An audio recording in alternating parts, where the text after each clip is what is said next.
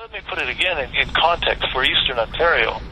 There are probably a half a dozen, let's call them relatively well-dated sites.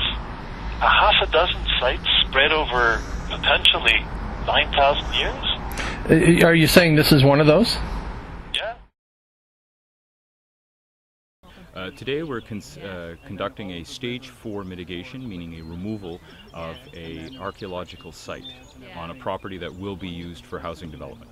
Well, what happened is that when we were brought to this site, and this site is actually all the fields you see behind me, behind the camera, there's vast fields, we were asked to do a stage 2 survey. So what we did is we had the fields plowed, and then we walked the fields looking for artifacts. We didn't find any. Then in the areas around these hills and in the forests, we did what's called test pitting, where you dig a hole about this big around and that deep, and then you look for artifacts. And in this area and the area down the hill you can't see from here, we found artifacts. What was the first clue that there was something going on here? Well, it was actually up here where we dug some test pits, and it was just over there. One of our crew, Kelly, she pulled out what looked like a clear piece of glass at first glance, but when we looked at it closely, it was actually crystal quartz, and it's what we call an end scraper. I don't have the crystal one on me, but I do have, I'll just show you one made of chert. And basically it looks like a round piece of stone like this, and it's got a nice little chipped edge. And when we saw this, I went, that's a tool. And I also know, because in archaeology we know about the early archaic, middle archaic period, many thousands of years of age, end scrapers are very common. And so when I saw that, that got me excited. When I started seeing a lot of quartz flakes, a lot of chipped stone in the other test pits, I started saying something's going on here. Enough that we could say we better do a stage 3.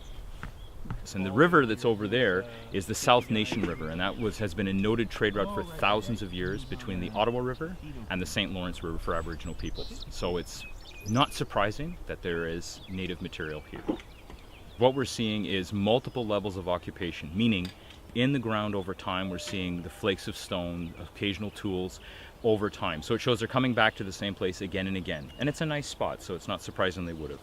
We're also seeing that they're doing a lot of making of tools here, because they're leaving many, many hundreds of flakes, but not a lot of tools. So it's showing that they're making things, leaving the waste, and then moving on.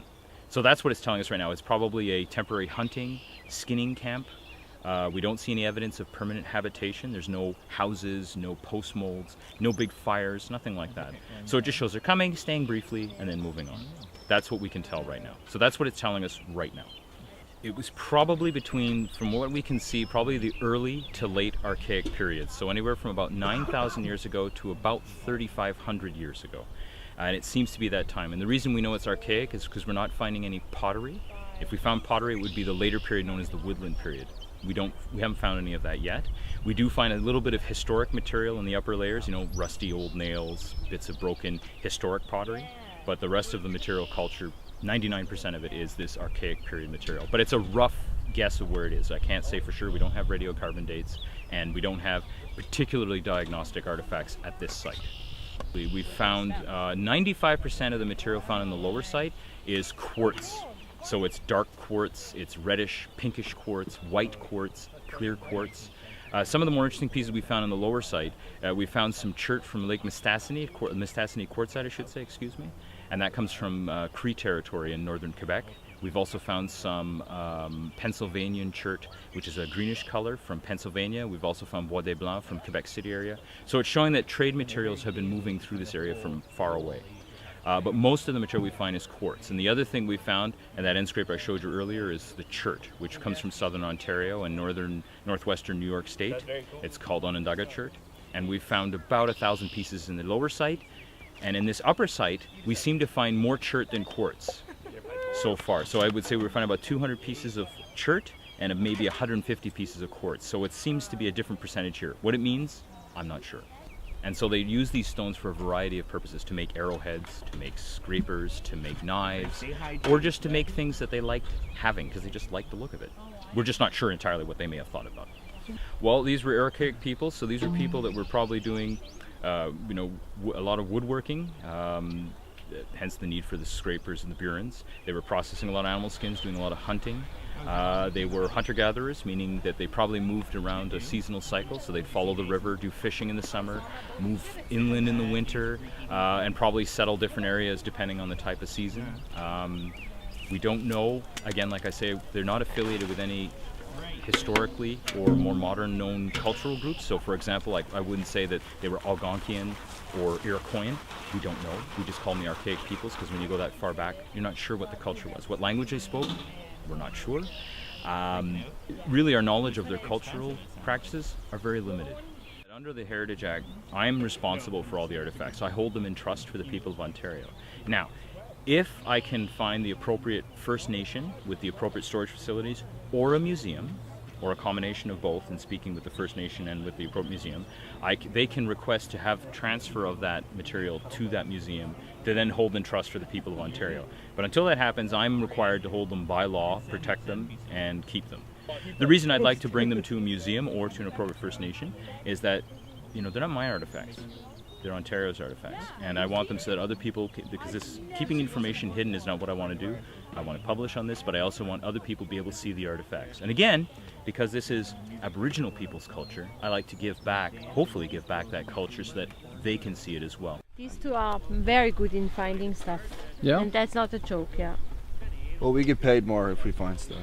So. Yeah. And that's on the record. Yeah. Ramsey's been doing this with Paul 3 for years, right? 3 years. Yeah. years. Okay. And I was shanghaied into this a year ago. So you work for Paul. We do. Okay. Yes. Yep.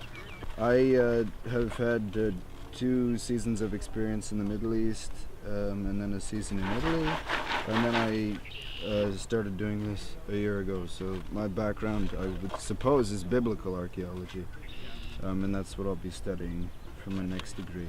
Okay. And I'm studying anthropology at the University of Ottawa.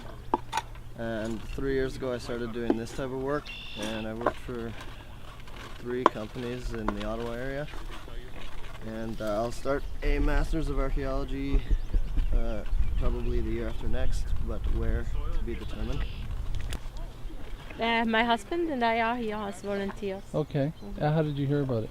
David heard on the radio, and no, actually through the carton, through a paper. Do you have any? Not that you have to, but do you have any experience doing archaeology? No, No? but we travel enormously and always like that archaeology. We just come every week, once a week. Once a week. Yeah.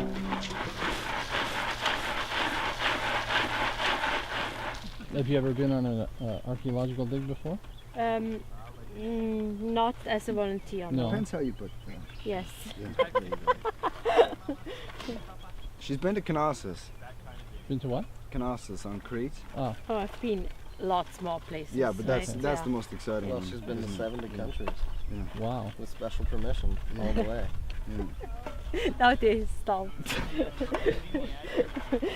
We're opening up. Well, typically this type of work can be, sort of boring, finding very little. But this type of site here is sort of, what we would do it for in terms of interest. We're actually finding lots of ancient stuff, and